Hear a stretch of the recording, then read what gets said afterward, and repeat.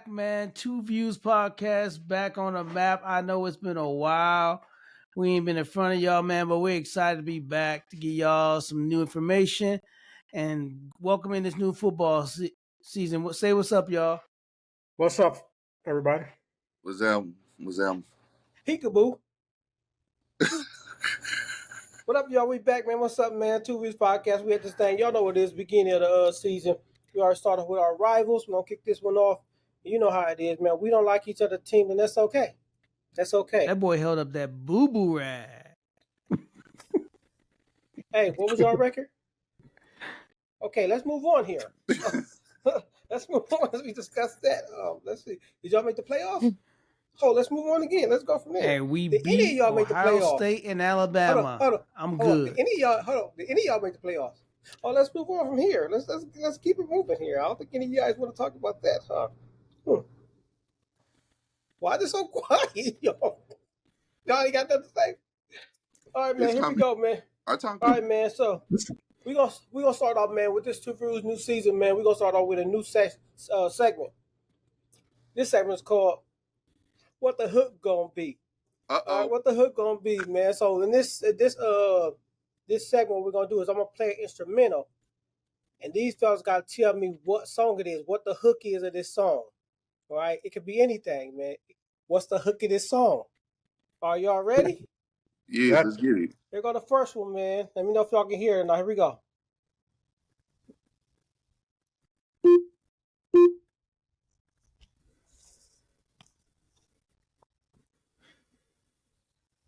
Oh, is it playing? Come on.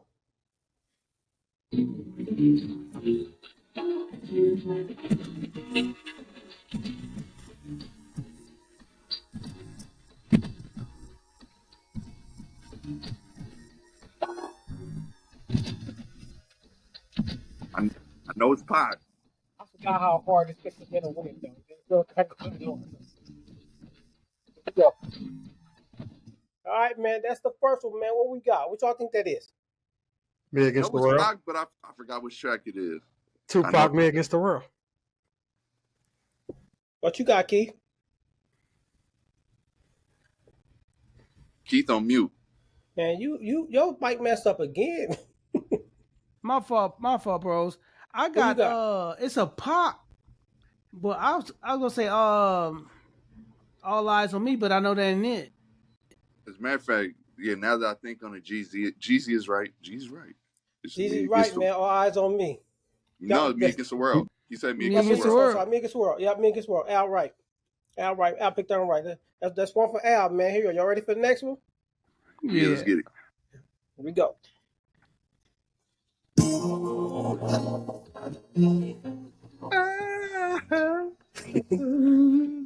No.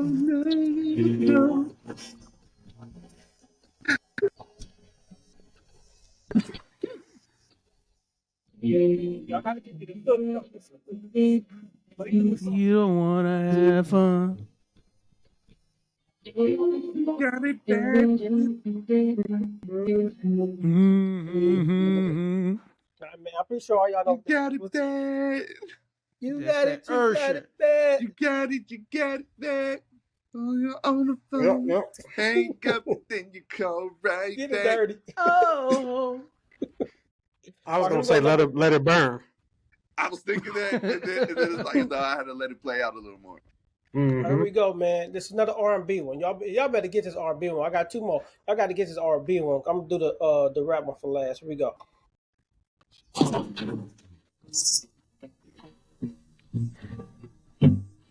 I don't the road, I can't go. It's a natural. You belong to me. I belong to you. What's that one, man? Man, the ultimate ad-lib song of all time. What is it, man? Do the hook, man. Hit the hook. I did. Hit it again. End of the road, boys to men. Yeah. End of the road, man. All right, cool. Here we go. Last one.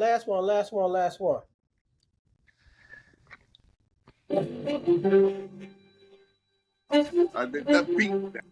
down, down. In the top, let back, top, let back.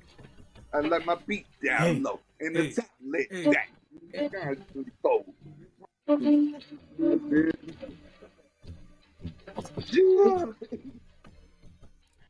I let my beat down low and my top led back. See you 24 with a chopper. I never care what and my windows set back and my windows pitch black. I like my PTI head right now. I let my beat down low. Pretty sure y'all got that led back. Send me right. Yep. Hey, that BB right though. Man. T.I. man. So we had Pop Me Against the World. Usher, You Got It Bad. T.I. Top Back and Boyz II Men in a row. Now, as we do more episodes, these gonna get harder. I'm talking about I'm gonna be dipping in a little bit of country, a little bit of pop, everything, Keith. So you gotta be ready, man. Okay, I'm ready. I'm on it. You gotta be ready for all of it. Can I ask y'all something real quick though? Yeah, what up? What the platypus say when I know this get the going joke nowhere, class. Bought the lipstick? What the platypus say when he bought the lipstick? Put it on my bill.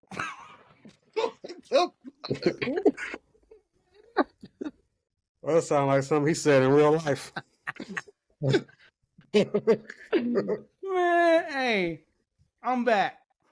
So we're gonna start dad jokes with that one. That's how we gonna come in, huh?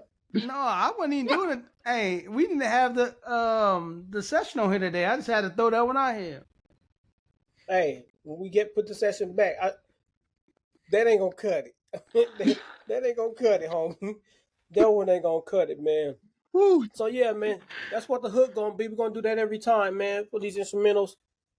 See if the guest and Key can figure out what these instrumentals is, man. We're gonna let them work on his dad jokes and get these dad jokes right, because we ain't starting another season with these bogus dad jokes. Stop laughing, dude. we gonna start with these bogus dad jokes, man. But let's get into why we here, man. Let's jump into this football thing, man. Because one thing we all four know is football. I don't care what level you're talking about. We know football.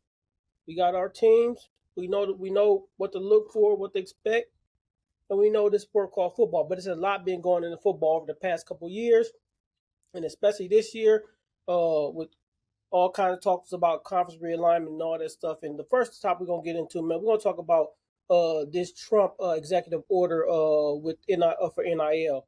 Now, for those of y'all don't know what this executive order totally means, I'm gonna read off some bullet points of it. What it was expected to do. So, and I'll get to my side of how I feel about some of it.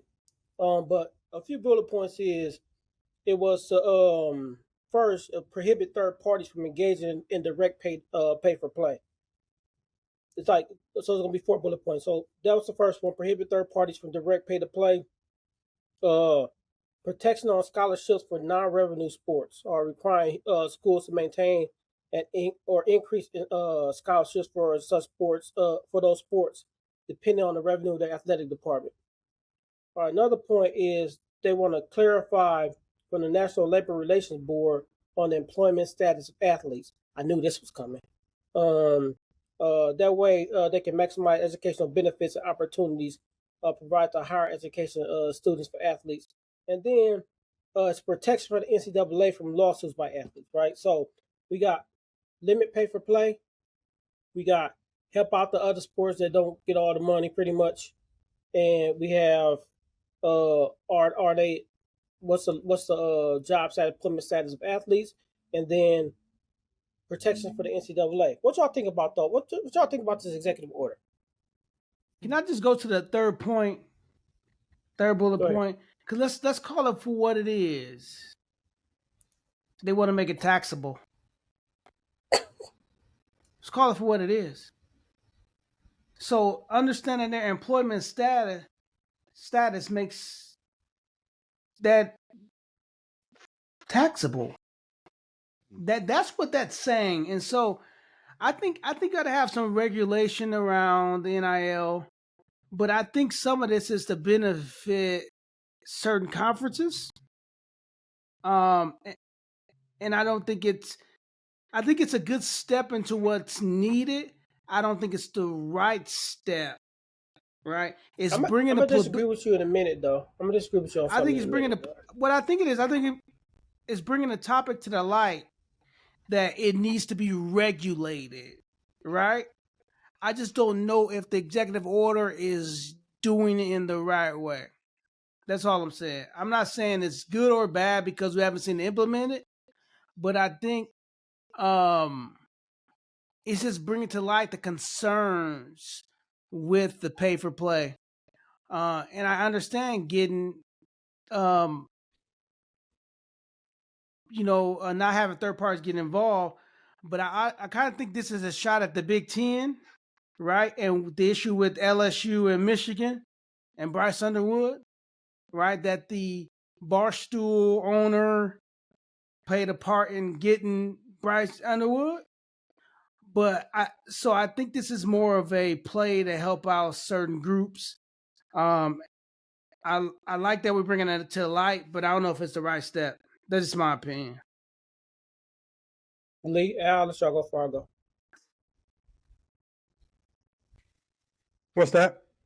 I'll let y'all go before I go. Either one of y'all can go. I'm gonna go. I'm gonna go last. I mean, I agree with Keith what he said. Something needs to happen, but I don't know if all the steps that they're trying to take is something that's. I mean, it sounds good. I mean, on paper, it looks good to read it, but I mean, what's the real underlying reasons why they're really doing what they're doing? Because a lot of this stuff been going on for decades. So I really don't think that.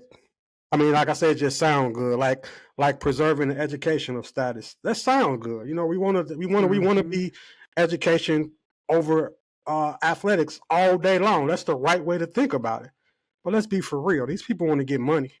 They want to get money, and they're not thinking about if you graduate or not. If that was the case, they would have been pressed the envelope on this type of stuff a long time ago.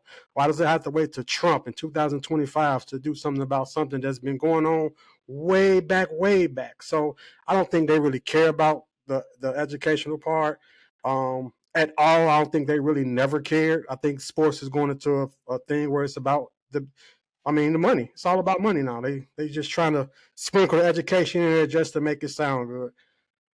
My opinion. Okay. And then you got some of these kids, depending on how good you really is, getting paid more than coaches. And yeah, taxing it. I don't know what the real reason is. There's definitely an ulterior motive within the taxation. They got to get the money back somehow. So these institutions, your boosters, everybody definitely trying to get that money back somehow, and taxing. That's a bigger play. That was behind that call. So that's how I'm seeing it. Okay, yeah. I agree with all you, but let me just say, I'm gonna go bullet by bullet real quick and just tell you what I think about it. So, first, pay to play. It means nothing to me, right? Because all you're limiting outside people from paying these kids money, right? But you haven't limited those outside people from giving those colleges money. So it means nothing. Until you do that, it means nothing. Because all they're gonna do, Barstool's guys, is go give the 10 million, whatever million to Michigan. To Michigan football athletic program. And then they're gonna be like, you're gonna say, I'm giving y'all this, but I want y'all to go get.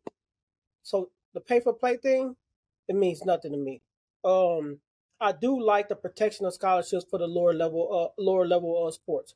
I think that should have been done because a lot of schools and a lot of those sports are getting hurt by this NIL stuff. So I think that's perfect. Now, this is the one I want to kind of disagree on Keith with, is the one about the employee thing. I don't think it's going to hurt conferences. My first thing I want to say is, who was the first person to really say that they was going to try to figure out how to tax this? I'm pretty sure I said that long time ago. No, I think you misunderstood. I wasn't saying that taxing was going to hurt conferences. What you saying going to hurt conferences? What I'm saying is that I think this whole executive order would create benefit for specific conferences. But I don't think so. Here's why. And I'm going to do a little spin on it because watch this. If they want to figure out how to tax it, so if anybody don't know, I work in tax, right? So who is going to hurt is certain states. For instance, California got one of the highest income tax in a nation. Mm-hmm. Those I'm not going to play for a team in LA knowing that I'm being taxed on 30% of my or whatever I come in NIL. I'm going to go to another school in the South. I'm going to go to another school in the Midwest. I'm not going to Cali. Because the point. Will I go to Texas? Yeah, because they have no income tax, none. Right? Florida has no income tax, none. So now it's going to help Texas. It's going to help Florida and all those states that ain't got no income tax. It's going to help them get more kids. So you just made my point, right? Think about it. Texas, Bama's, Florida's, what conference? Cali, Illinois, Michigan, all these people with high state taxes are what? That way. Big Ten. Think about it. You see what I'm saying? It's going to benefit the SEC. Yeah. And I don't want to poo-poo on Barstool because I love Michigan. I love what he's doing for Michigan.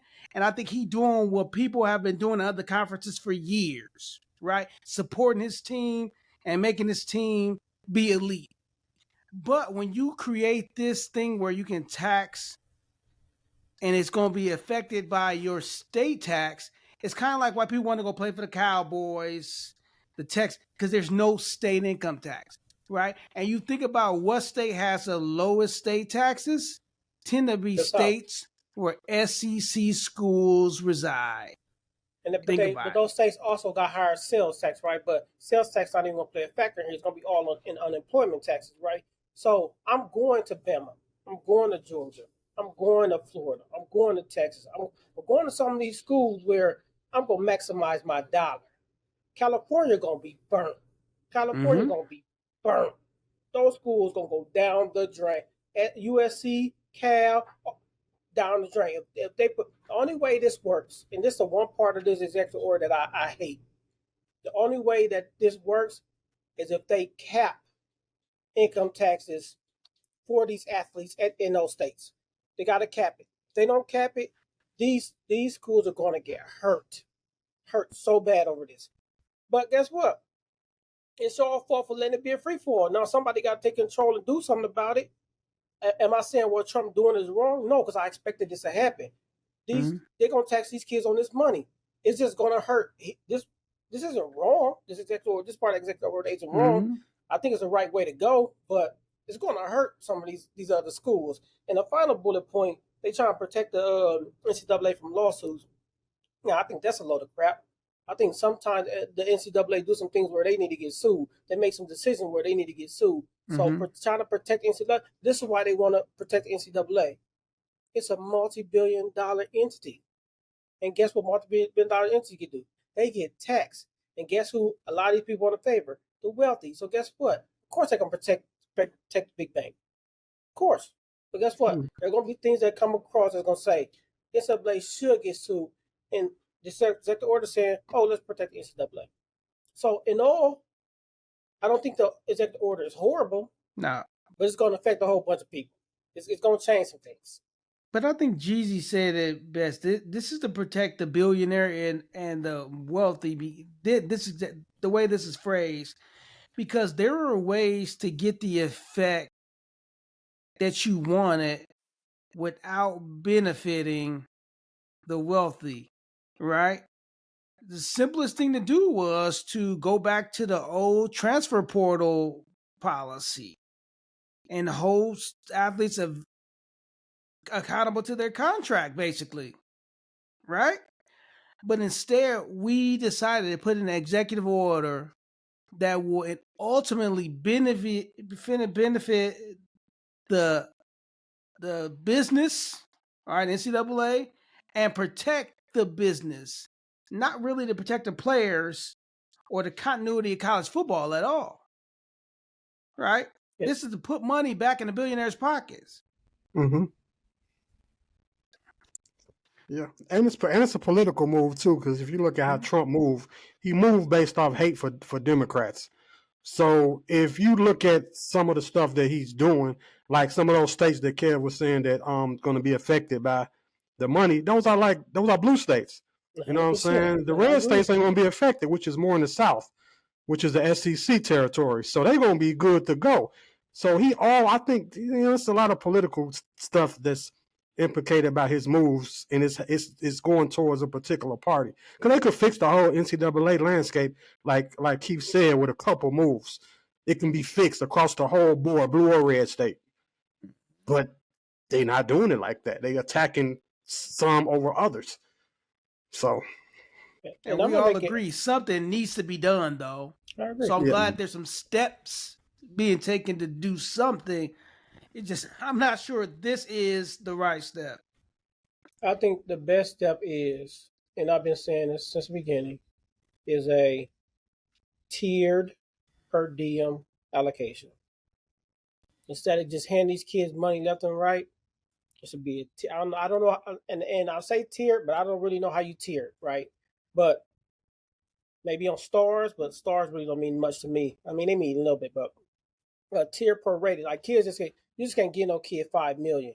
Like it's got to be within a certain tier. Like certain. If you want to give a kid a certain amount of money, he got to be within the tier, right? And you got to have so many people within each tier. You just can't give away all this money to all. Like they got a tier. Like you can have 10 top tier where they can get $1 million million plus. You got to have like 30 in the next tier. They get. Like they gotta tier it, man. If you don't tier it, I don't know how you control this thing, because what they're trying to do is not gonna stop these kids from getting money. It's not gonna stop boosters from pouring into these programs, these $1 million, and getting the best kids they can. It's not gonna stop it. But once you tier it, it'll stop it. I mean, it'll balance the powers. Like if I go there, I'm in this tier. If I go to LSU, I'm in this tier. If I go to Miami, I'm still in that tier. If I go to Michigan, I'm still in that tier. It ain't like you can go jump for each school and be like, you'll give me more money, you'll give me more money. Now you're going to a school that you got the most connection with, the where you can grow the most. And now it's based on that, because no matter where you go, you're in a tier. Yeah. But do you think it's hard to tier without their... That's going to be hard, yeah, for sure. Because there's no market, right? Because the reason why NFL can kind of tier is because there's a market for quarterbacks, right? We know we're not going over $53 million for a quarterback, so you're going to be somewhere around $35 to $53 million. There was no market for a generational talent like Bryce Underwood, so people start throwing money at it. But do you think it's since NIL started, now do you think it's probably it's a market you can I think there's a market now. Now you can gauge it. Right now, I think now there's a market that you can gauge it, but I think the only market that's been established is for quarterbacks. I don't know if there's a true market for linemen and running backs like there is in NFL. We know we're gonna play a left tackle in a NFL buku money, and a center guard may get paid much less. We know that there's a tiered system there, but I don't know if one has been set for the NCAA, because a lot of the funds that linemen and running backs get are kind of not only in the NIL, but is supplemented by what some of the quarterbacks are giving them. So I think there's only a market for one position, right? And so that's the difficult part. But the even more, I'll let Alan Lee jump in too, but the even more difficult part is that it's going to be hard to tier for multiple sports. Like, how do you tier for every sport that you have? That's going to be the hardest thing to do. Like, how do you do that? Because you got the young lady at Texas Tech who got $1 million for softball, right? So she's getting more NIL money than some left tackles in NCAA, right? And so, it's never going to be right, though. They'll never figure this out completely. My thing is, I think if you cap the money and you regulate the transfer portal, if you treat the NIL like a contract, like it's a contract, If you do that, I think you would get more structure out of it, because if I know if I take this $5 million, I'm at Colorado for 4 years, unless I go into the draft, right? Yeah. You gotta turn it into a contract. Yeah, you can kind of like, I would think they should do something with that red shirt. I don't think you should be getting paid $10 million if you're on the bench, if you're on red shirt, like, but you're not starting. How you gonna get that much money and you're not starting? Like, it's only medical red shirts. That's it. If it's an injury, if you're getting paid that much money as a backup, you lose a year. Your year gone. It's just out of there. You're gonna get the red shirt. That keep teams from hoarding talent, man. Like Texas, they got Ears and they got the kid, the Manning's son. They got both of those guys. Both of them was getting paid a lot of money. You can't get paid and a year. You know what I'm saying? How you gonna get both? Actually, you ain't get paid. Hey, but y'all know how I stood on transfer portal since the beginning. Hey, y'all understand? Y'all know the transfer portal was open 3 times this year. 3 times. That's absolutely nuts. Nuts. You close the one that's before the championship game. That one has to go. That one has to be 100% eliminated. The one after that, okay, we get that one. The one that they just opened, the third one that they allowed, I don't think it's fair, man, because it allowed kids to transfer in the summer, bro. But I get it to an extent, man, because if, like, for instance, our quarterback at spring game, like, they pretty much told him, like, we going with these two. Like, we telling you now so you can bounce and get up out of here. So I get it for those type of kids where it's like they need to make, like, spring game in and they got to get up out of there. That's why I think the transfer portal, there should be one transfer portal, and it should be after everybody's spring game. That's it. That's it. Yeah, I agree. I also think, and y'all may think this is crazy, I think if you get a top-tiered NIL contract, you shouldn't be able to set out a bowl. You shouldn't be able to set out a bowl game. You shouldn't be able to sit out a game, you ask me, unless, like Al said, unless you're injured. It's injured. Yeah, you can't sit out no game, bro. I don't care if you're on punt, kickoff. Ain't no low management. You gotta play that game, bro. Or you do like a NFL or NBA game. You sit out, you don't get paid for that game. Divide your money by the games you play. But see, the only way they can do that, they can do it without that. They can do it that way. So if I'm suspended, I don't get paid for those games. So that isn't be an NFL? Yeah, I was for the pros. Yeah. I was watching the Pivot podcast. That dude was a running back for Texas was on there. And he said he saw a kid tell a coach, man, he said, you know how much money I make? I ain't got to listen to you. These kids getting that bold, bro. That bold. I'm sorry to tell y'all, man. I keep saying this, but I've been saying this from the beginning. Yeah, you man. called it. I just been saying this from the jump that these kids was gonna do this. I just knew it. I mean, but it goes with like me. Keith, you coach high school football. It's knowing some of these kids at that younger age and teaching them that sport, man. You see the cockiness all the time. You see the arrogance all the time at that age. I don't know why people thought that was going to change when they got money. Or they do nothing but amplify it. Because you see it at the high. You see when a kid is a stud on the football team and he killing. The girls looking at him. The cheerleaders always cheering his name. Everybody, they got signs in the crowd. Blah blah blah.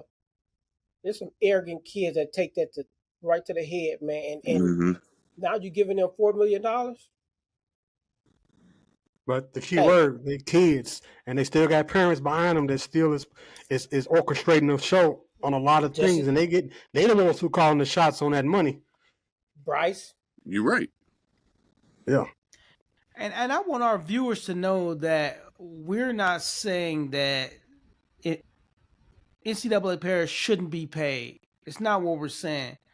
We're saying it is time for NCAA players to get their due, but without regulation, it is destroying NCAA football, right? It is destroying the structure and the continuity of the football game. So I think they try one thing to try to fix another one, and end up messing it up even more. And now they're trying to self-correct and they messing up anymore. Mm-hmm. So they should get they ducats, right? But it needs to be some regulation. Last thing I'm gonna say on this last thing I still believe is that however much these kids get paid, I mean I believe in tiering, so however much these kids get paid, their tuition need to be removed from that pay, and that money that's removed from that pay should go to other sports that other smaller sports that don't get or a scholarship Or fund for kids. something, right? It should go like that. They should have to. You should have to pay for your education at that point. I'm sorry. At a certain At that amount? point, a certain amount, you should have to give that school back that money, let that school, and the school just don't get to keep that money, right? It ain't the school money. The school got to put that money to like another scholarship fund for one of the smaller programs or something, right? That money is not just a free fall for anybody. But I think once you get paid $4 million, come on, man. I've been saying that since the beginning. Like I don't know but that part's never going to happen. I don't think that part will ever happen. It never happened because kids just won't go to certain schools or they'll create a D league like the NBA and jump ship and go play in some little fake thing for a year and then go to the NFL, right? So I mean, it's this thing is going in so many directions. Do it though, right? Huh? I'd rather see the kids that want to get out there and grind anyway.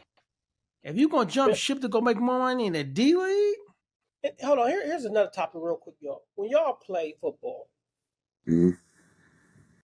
and we didn't get paid no money, why did y'all play? Why did y'all play ball? Because we like playing the sport. We like the sport. Like the sport, like everything that it brought. You know? And it got us to the collegiate level. It was fun. Teammates. I personally liked hurting people. Me too. Be honest, I like hitting people and watching them not get up. That's just me. I was a linebacker. It's just what I did. But I played because mostly it was fun. Control because it wasn't a business. I wonder how many kids out there having fun. That's what I wonder now. How many of these kids are those walk-ons and all that? They probably having a lot of fun. But these top dollar dudes that got to be in front of cameras and do promotional stuff, how much fun are they having right now? That's what I really want to know. Are they having fun?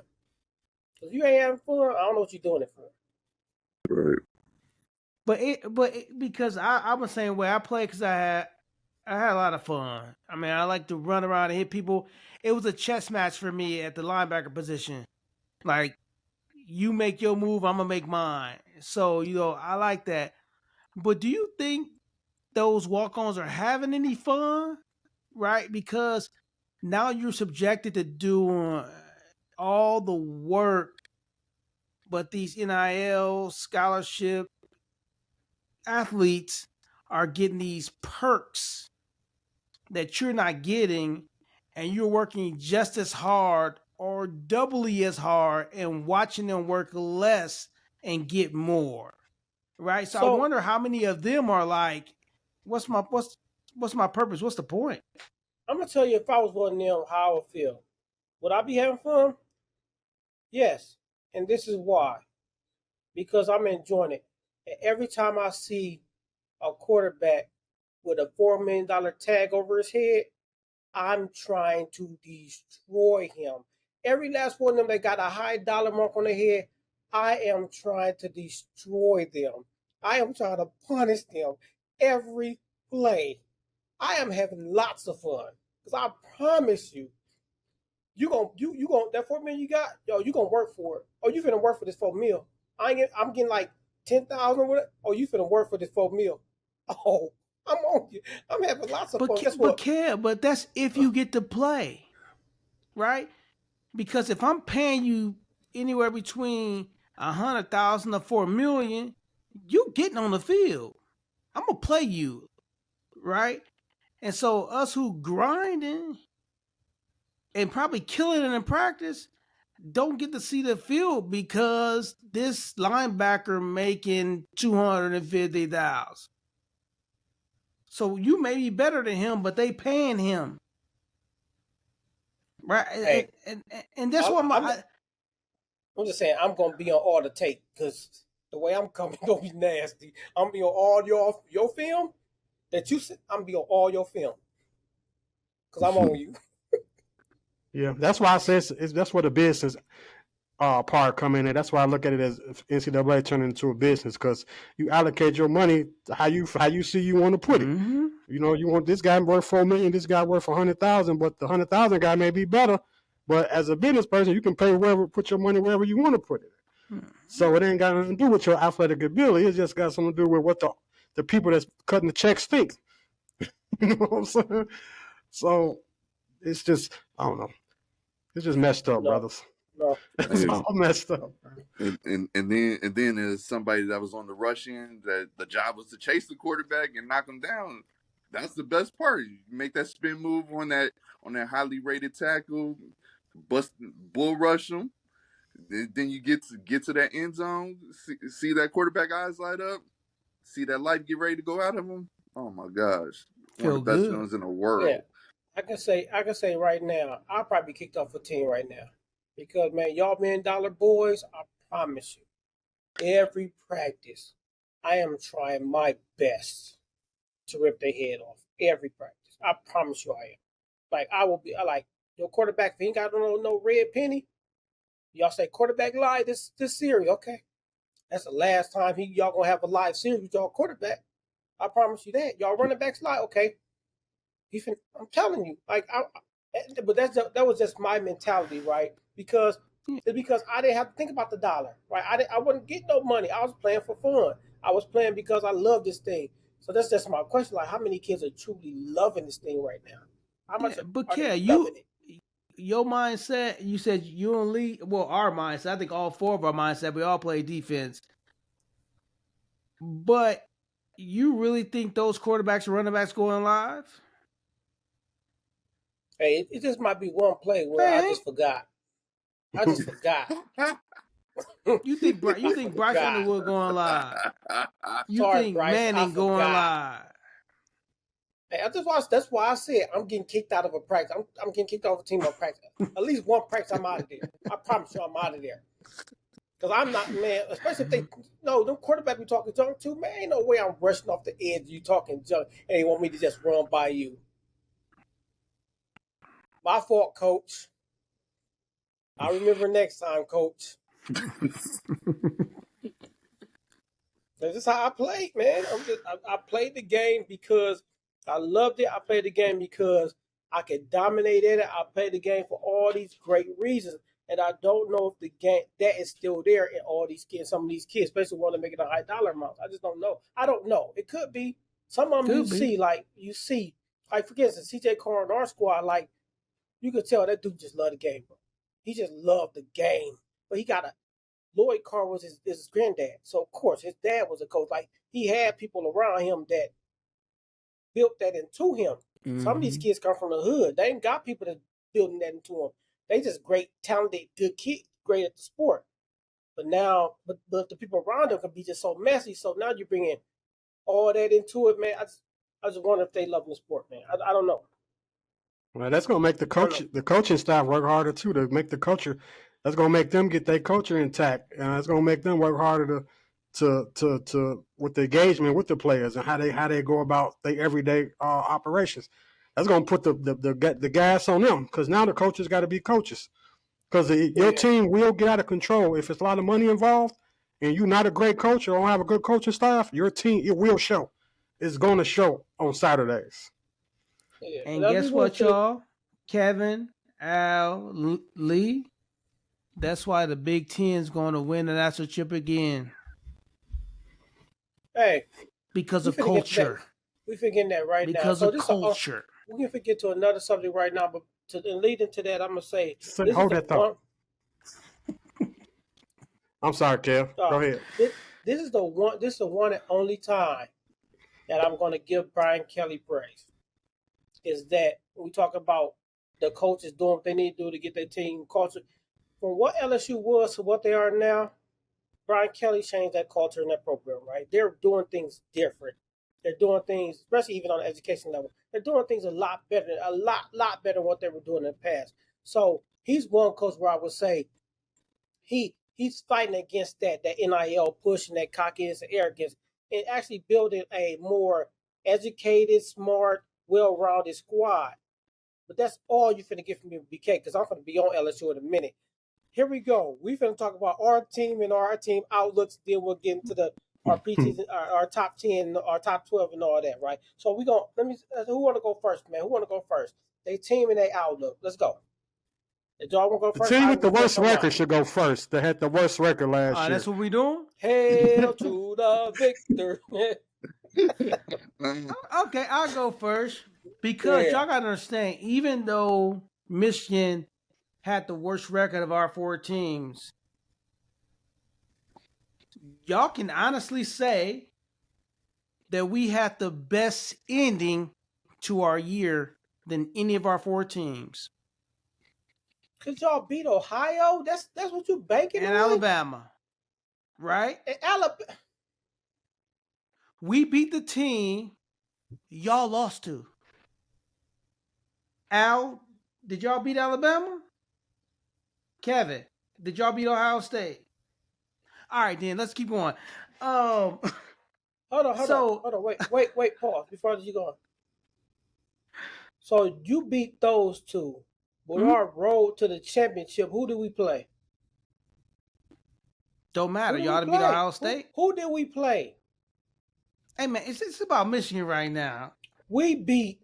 Okay, I'm going to get to ours in a minute. Because I'm finna... You saying y'all had the best ending. Okay. Now outlook for Michigan. We all know that was buku. The outlook for Michigan, I'm going to be honest with y'all. Y'all know I'm a diehard, and I'm going to say Michigan win national championship, right? I say it every year, right? And I'm going to be real honest with y'all this year. We winning the national championship. Y'all ain't winning the Mid-State 6. Here is my outlook, honestly, is that Michigan has done a good job of putting the puzzle piece together, right? Going after the missing pieces within their offense and defense and creating a solid team. So, honestly, taking my love for Michigan out, the only game I can see us possibly losing is Ohio State. Right? We all know Michigan's... we all agree with you on that. We saw y'all schedule. If y'all lose any other game besides Ohio State... Our schedule is pretty nice. Nice. So I think we got a schedule that's going to allow Bryce Underwood and our receivers to create a cohesiveness, right? By the time we get to Ohio State. And I think we beat Ohio State. I think Michigan has a great opportunity to be undefeated. And it all depends on if the puzzle pieces fit together in the right time. Now, what's my percentage of belief that's going to happen? Somewhere around 65, 68%. I think the problem is Michigan is very young, right? We don't have that powerhouse offensive line that we used to have. Well, let me say, we have a power offensive line, but they haven't worked together. Michigan is used to having those year after year offensive lines that have been together and have developed. And now we have a young offensive line that we have to get to work together. So I'm 65 to 68% confident that we can win the Big Ten. But I think our youth is our kryptonite. It's our Achilles heel. I think our schedule is to our benefit and us, creating that cohesiveness. But we'll see what happens. It's going to come down to cohesiveness and play calling, offensive play calling. Are we going to open up our playbook, or are we going to stay with this run the ball 80% of the time offense because we have the talent on the outside. On the outside, we have the safeties now on the defense, and we have the cornerbacks on defense. So we can be elite on both sides of the ball. It's going to come down to coaching, to be honest with you. Coaching and cohesiveness. Michigan criticism for the gallery. What y'all got? Because I know I got some criticism. I'll go then, since y'all want to be quiet about criticizing Michigan. Let me criticize. Your last point was your greatest point. Y'all coaches are booty. Y'all issues y'all coach. Y'all coaching is there. I don't care what you think about more. The play calling, what y'all did last season was trash. Period. Then y'all defensive backs are trash. Y'all ain't winning nothing. Our defensive backs are trash? Did you watch y'all last year? Kevin, okay. I will agree with you on our offensive play callers. I don't think I'm going to give you credit on. We have to open up our playbook. I'm going to pull up my text message and watch and see all text message, or you text me about your corner. Oh, that one corner, it was one corner that was suspect. I give you that. It one corner, but I think that's what I'm saying. I think we put the puzzle pieces together as safety and corner. We've brought in people. We got some transfer people, and we got some freshmen. I think that can step up to that level. I think our offensive play call is not that good, but I think we got the defensive coach. We got the coach for defense, right? But we have to open up that playbook. I don't know. I think the team y'all beat Ohio State last year. I think it was less of how good Michigan is and more about Ohio State ego. They offensive coordinator ego. He played into that game. He got out of script and played right into y'all hands, and y'all beat him. There's no way he should have lost that game with the talent he had. The same talent that played Notre Dame in the national championship. It's no way he should have lost to Michigan, but he got ego. His ego win. He was like, you know what? I can beat him. He fell into y'all trap. Y'all baited him into a game plan that wasn't even the game plan he needed to win. So I think it was less of Michigan being great and good because they're 8-14. There's nothing good about that. It's good. I'm not for defending national championship. There's nothing good about going from an undefeated season to 8-4. I mean, I don't see that part. When you send 11 players to the NFL, 11 stars to the NFL. Well, that means that's a bad knock against you guys' recruiting, because that means that Jimmy, his whole goal was to win and kill the program for the next seasons ahead. So he didn't think past last year. Is that correct? He didn't think past last year. When you have a team where half of your starters, probably more than that, if you look at the total unrestricted free agency, went to the NFL. But guys go to the NFL every year. So basically, he knew that whether he had won the championship or not, when y'all won it, he was out of there. Basically, Michigan had the most draft picks of all time in that draft. So let me jump in. I'm going to agree with Al on this point. The Ohio State that you saw against Michigan was not the Ohio State you saw against Oregon. Who else they play after that? Who they beat after that? Oregon. Where they play? In Notre Dame. That was not. You cannot look at the Michigan game and look at every game after that and say that was the same team. There's no way you can say that. You're a coach, right? I'm going to say it's the same team because it was the same players. It was the same coaches. And so you're a coach, right? And remember we was playing the Brotherhood Bowl against UP Inglewood? Mm-hmm. And we had to bring that game back. What did we do? We adjusted. It ain't our fault they coaches didn't adjust. He had a whole second half to adjust and didn't. That's Michigan's fault? No, I'm not saying that Michigan's fault. I'm just saying the team y'all played was not Ohio State at their best. It just wasn't. It was. The honest truth. It's just the honest truth. But are we saying it's not at their best, or they just had horrible play calling? Right? You can say that too. That's they were at their best. No injuries. Everybody on the field. Same coaching staff. No coaching out.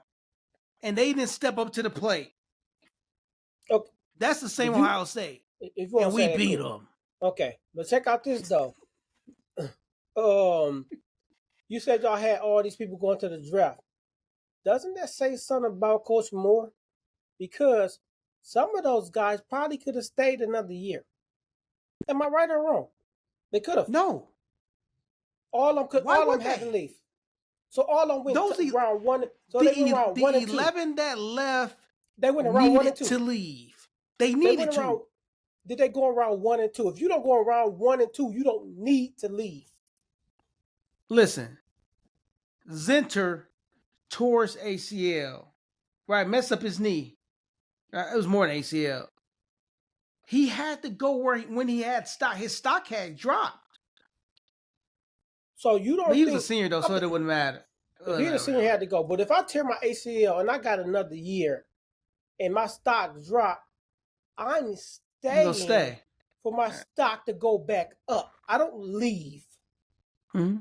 What I'm trying to get to is they didn't believe in Moore. That's not true, because there's evidence.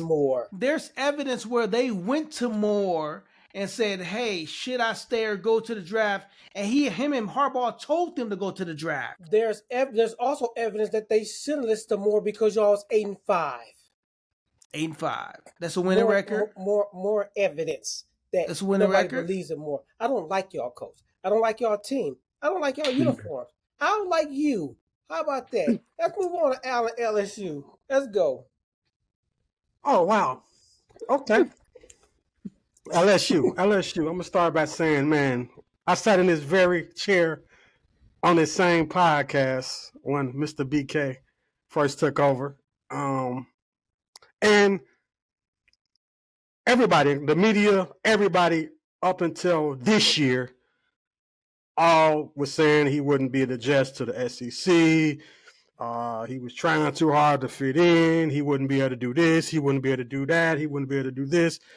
They was all trying to rush his championship success, and just putting a whole bunch of stuff on the coach that was unwarranted. And we're looking at year 4. I can honestly say we too deep at every position. It's the best as far as like the process. It's looking at the process from the time he came in until now. LSU is not the laughingstock of the SEC when it comes to players just being uneducated and just being poorly, just a bad program. That's no longer. Them kids are they buying into the coach. He got a good coaching staff. They graduating. He's the only coach that graduated 100% of his student athletes. No other coach before him can say they've done that. Les, Nick, Ed, nobody can say they've done that. From iPad. BK is the only one that can say he's done that. So, to get your quarterback to, like we were just saying, with Michigan not being able to get players to come back, BK was able to get his quarterback to come back for his 5th year, which was a big praise to coaching. I think we overachieved our first year going to the SEC championship game. We overachieved. But I think now, the team that we have now, honestly, is the second best team in the SEC. I think we got the second best team in the SEC behind Texas. And I say that from a cultural and coaching perspective. And we finally got the players. We finally got a group of players that can perform at a high level on offense and defense. I would say Alabama, they have always been Alabama under the Saban. Under new coaching, I can't say they're the same Alabama they was previous to him. But I would say, not just because it's my team, but just because me just watching the process. I'm a process guy. I like to go through. I love seeing the process unfold. I'm gonna say we the second best team in the SEC right now, hands down from A to Z on paper, and everybody buying in right now. The whole media has changed their whole perspective on BK and our team. Completely shift. It's a complete shift than where it was 3 or 4 years ago. So, I like our direction, man. I'm gonna give us a good 11-1 record. I think that I feel like everybody a lot of people and this gonna be a knock at Kev in Notre Dame. That's fine. If Brian Kelly could get a not top 10 recruiting class at Notre Dame prepared and be one of the fourth best teams in the country to twice. Not only did he go to national championship, he was in the Rose Bowl game to be the fourth, and not even he got none of the caliber of players of quarterbackers. He never had a nuss at Notre Dame. He never had that.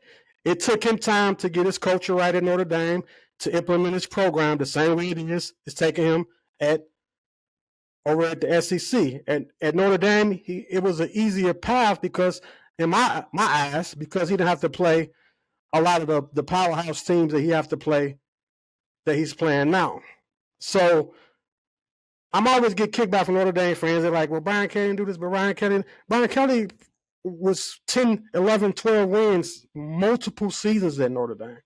Like multiple seasons. This is something he does. Like a lot of people look at the coach and act like he just haven't been the winningest coach. He took Cincinnati to the BCS championship game, lost to Tim Tebow in Florida. Took Notre Dame to the championship game. He lost to an Alabama team that nobody could beat. Lost to a Clemson team these are arguably some of the best teams in college football that we're talking about that he lost to. These are not just rinky-dink programs. These are some of the best programs in the history of college football. So I think we're going 11-1. Let's see why. If he took Notre Dame 12-0 multiple times, I don't see why he can't take LSU 11-1 one time. So I'm giving us an 11-1 record. So the first thing, let me know he came in my team. Let me go first. First thing I want to say, you talk about Cincinnati beating Florida in that ball game. I don't know, I'm gonna check, but I don't think Brian Kelly coached that game. Cincinnati lost, and Brian Kelly left. He came to Notre Dame. No, hey, he didn't coach that game. He didn't coach. They lost the game. So they don't count for him. He didn't coach the game. He lost the game, though, Kev. They lost the game. I'm saying they didn't win that game. He left before. He didn't coach the bowl game. He didn't coach it. He didn't. I didn't say they won, though. I'm just saying, though. So I neither here nor there. Let me keep going. He got him to the BCS championship game. I didn't say he won. I didn't say nothing about he coached or win the game. This is my thing about LSU. Now I agree. I think I'm not gonna sit here and say I don't think Brian Kelly not doing good stuff at LSU. I'd be lying if I said that, right? But when people say he had this at Notre Dame and he still did this, they're right. But my comeback would be, if you got so much better now, what's the excuse now? Like, if the excuse was we didn't have enough, we weren't good enough at Notre Dame to get there, and now you go here and you do got enough, I get you in the SEC, but you got enough. You got the top 5 stars. You got it. What's the excuse now? Now, who knows? He might pull it off. I don't know. But I'm just saying, if you're going to use us not having it, and now he got it, you got to use both. Now he got it. He got to act. Now, 11-1. Come on, dog. Come on. Who y'all got? Y'all start off with Clemson. Is that the one? No, that's not the one. Because you even said Clemson gonna be some dog. You said Clemson got a chance to win it all. So for what I'm seeing at LSU training camp, and from the position battles and what I'm seeing, from what I'm seeing behind the scenes, I'm not afraid of Clemson. We're in a different mindset, bro. It's different. It's different this year, bro. It's different. I personally think everybody talk about Clemson. Clemson gonna be good. I don't know if they're gonna be what everybody think they're gonna be. Just as my opinion. They got a decent quarterback. I don't think people think they are. Let me say this about LSU. Al, you my guy, man. But here's the problem. I think the SEC has become way more balanced across the board, across both sides of the conference. If you list the conference from top to bottom, I got y'all at 5. Right? So who you got then? I'm going to take Georgia. I'm going to take Texas. I'm going to take Missouri. And I'm going to take Ole Miss. I'm not taking Missouri.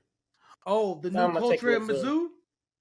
Oh, the new culture of Mizzou's going to be a problem. Not over what Brian Kelly doing at LSU. I don't see that. Even if you knock out Mizzou, and that's not the order I have, man, because I have Texas at the top.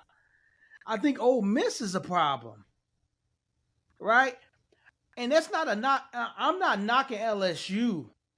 I'm just stating the way the SEC has been balanced, right? Before it was so they're all gonna be close games, pretty much. Because it was so top heavy, right?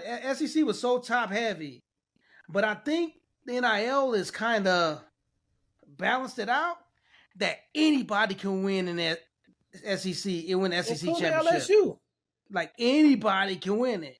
Like my list, I have LSU at 5, but LSU could be 1. Tennessee can be 1. No, right? Ole Miss can be 1. Like it's so balanced, and I think that's the fear, and I think that's when it's gonna come down to coaching. It may come down to Kelly, right? It may come down to Kelly. The reason why LSU go over the top. I don't think it's the talent, right? Mm-hmm. They got talent. I think everybody has talent. I think that's the problem, right? Hey, it's going to come down to coaching and play call. Can I tell you from Brian Kelly's experience when Brian Kelly is his best? Brian Kelly is when his best when he takes over. Like all this time he be trying to be this like Alcohol CEO and run. Brian Kelly is his best when he see things not working and he say, I'm running this. I'm running it. I'm calling it. He's at his best when he does that. Like he wants to be the head coach that lets everybody do their thing. I get it. As a head coach, you want that. I'm telling you, he's his best when I remember we had Brian Van Gorder as our defensive coach and he was calling some bull crap. Man, Brian Kelly shut him down and was calling defense. Like when he sets people, he's a very knowledgeable coach. Super knowledgeable. When he's running the show, like he's running the offense or the defense, that's when he had his best, man. Like, and he might have to pull that out in some of these games where if things ain't going right, he might have to say, okay, head coach hat is off. I'm finna get in the dirt. He's the coach to do it, right? In SEC, he's the coach to do it. But he has to take that mentality when he needs to, right? He has to take it. If he can do that, he can keep them in a lot of games. But I just think the SEC so balanced, man. It just they gonna be LSU gonna be good, man. LSU got my Heisman. It's between him and my boy Jeremiah Love. I think Nutt's gonna. Everybody talking about Manning. Nutt's gonna win a Heisman, man. Like I think they got the Heisman. Now their offense gonna be solid. I'm not worried about LSU offense. I'm still worried about your defense though. Until we see them in a game. Dominate on D, like truly dominate. We might see it this year, but last year, and we talking about what is our sample size, and that's last year. And I'm getting to Miami on the same thing in a little bit. If it's the same, it's gonna be rough. I understand. Like I say, I've been watching the recruit every year. I know we got a 6'5", 195-pound corner 5-starter. They talking about pushing to be a starter this year. I know we got 2 safeties that are definitely dogs. Like I say, you ain't gonna see it till we prove it on the field. So I mean, we're gonna continue to be a laughing stock until we prove it on the field. But I kind of agree with what Keith was saying about the balance. But I think that the staff that Kelly put together, man, and people ain't looking at his moves from his front office moves either, man. He's taking these front office guys that have built winning programs. He just took Ohio State front office guy. I mean, the person that brung the safety over from Alabama, and he's taking pieces of programs that they say he has one of the best front offices in football right now in the SEC. I mean, like I say, I just look at behind the scenes, the pieces and everything that's going on. I don't think another coaching staff is more solid than what BK. And BK. One thing he said was. He took accountability for the past years at LSU was failing. He said it was more internal, meaning that he was bringing people over from places that could not survive in the what he was trying to build. So he had to get rid of those guys. Matt House, the people he was bringing over from Notre Dame, they wasn't a fit for what was going on down there. So he evolved into, you know what, his whole coaching staff is SEC people. It's everybody. All his coaching staff is from the SEC, and you can see the difference in the recruiting. So yeah, I do with those top 5 key names. I think I don't agree with the whole Missouri. I think LSU in that top 5 and in that mix of that top 5. It's just a top heavy conference. It's just because y'all play who? Y'all play Bama. Y'all play A&M. Y'all play Clemson. Y'all play Florida, who is coming back, resurging. Oklahoma ain't gonna be nothing. I don't worry about Oklahoma. But those ones were Ole Miss, right? So those games, those gonna be the tough games. But if y'all get past those, yeah. But Kev, look what you said. Look at how you named that schedule. Now do that with Michigan. No, I don't even want to look at Michigan's schedule. Talk about who they playing. The Cats and the Maryland. I mean, come on, man. These guys don't come on now. Knock it. See, strength of schedule needs to be a factor in some things. That's why we're gonna get to that later with the adding an extra game. But this is why I'm against a lot of that SEC Big Ten argument stuff. Because if you put Florida record next to Florida schedule next to Michigan schedule, it's a no-brainer. Who should go to the playoffs and who shouldn't? I forgot that topic. We're gonna jump in there after me and Lee go. I forgot. Go ahead, fellas. I'm done. Hey, we beat y'all most elite 2 years in a row. That's all I'm gonna say. Keith, the only tough team y'all play is Ohio State. I mean, y'all also play USC, but who knows how they're gonna be, right? So our schedule is y'all start off with New Mexico. Okay, I'm gonna say this. Y'all right.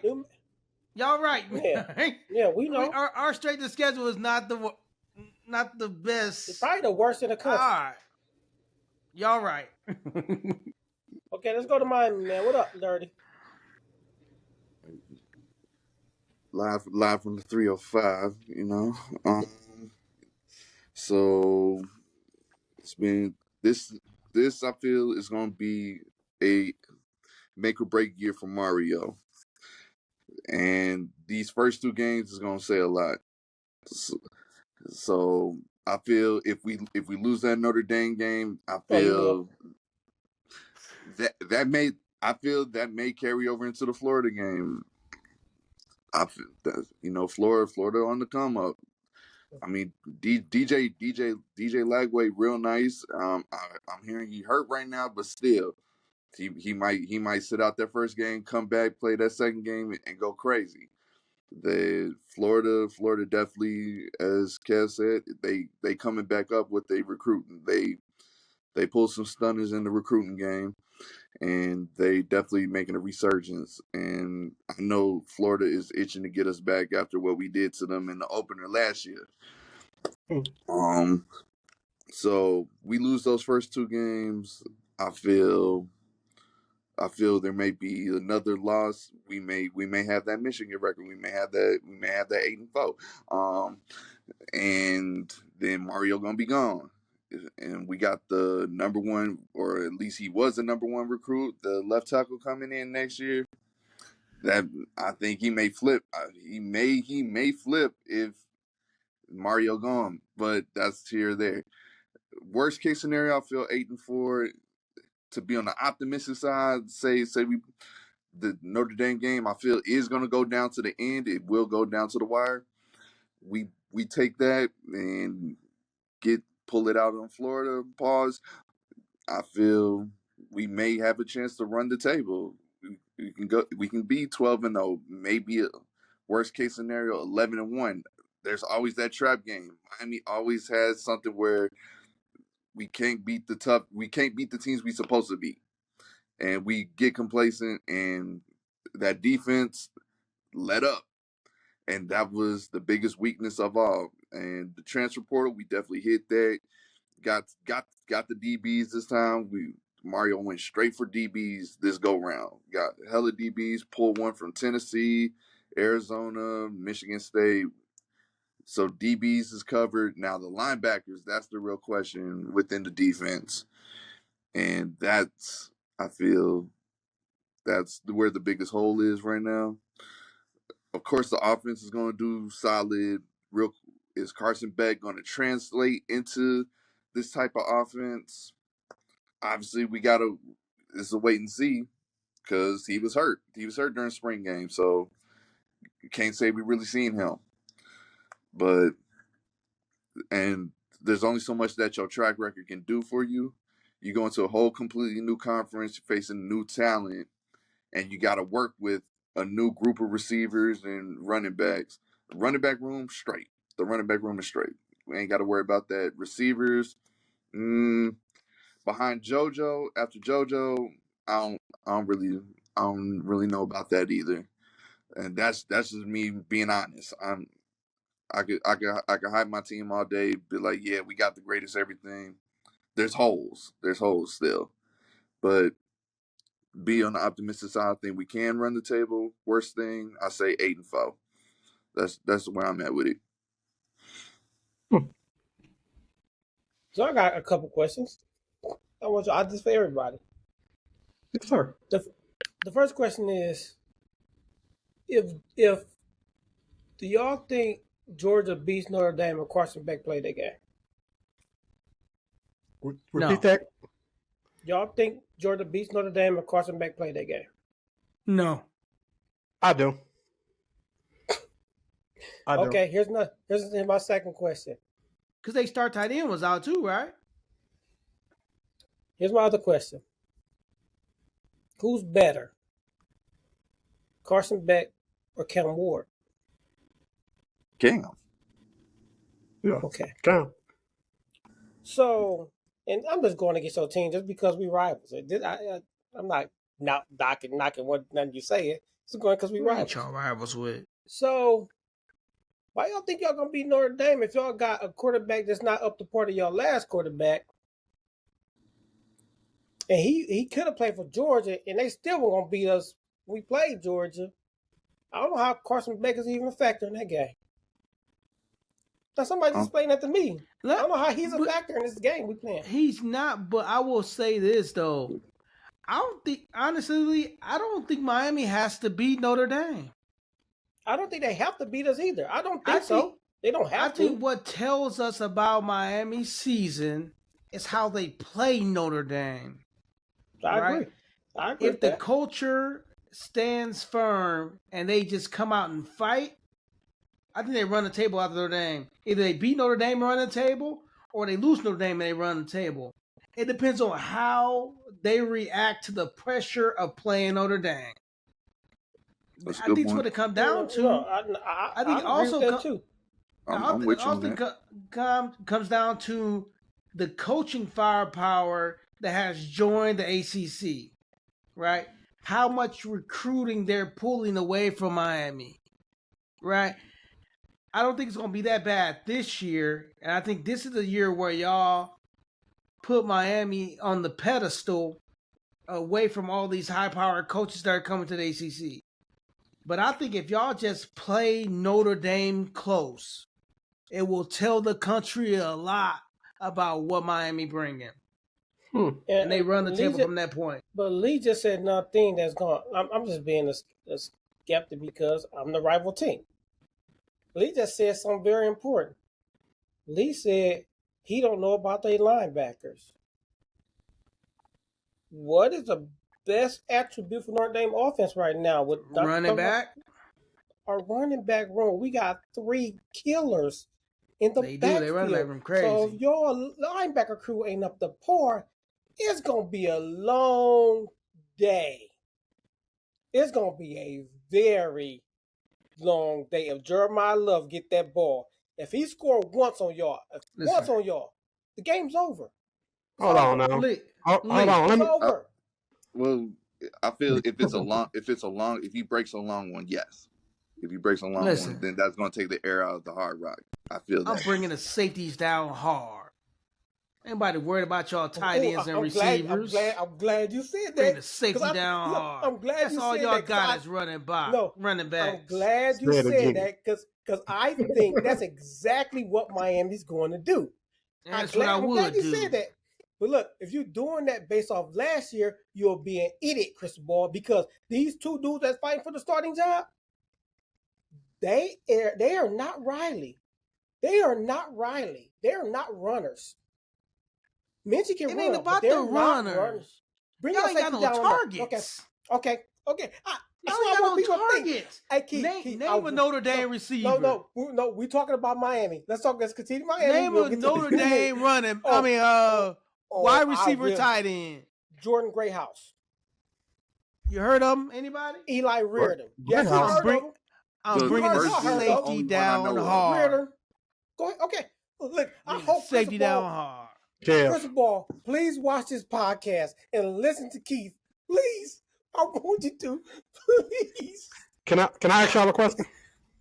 We still on Miami though. If it's not about Notre Dame, wait till they get to me, man. Because I know y'all gonna rip me, man.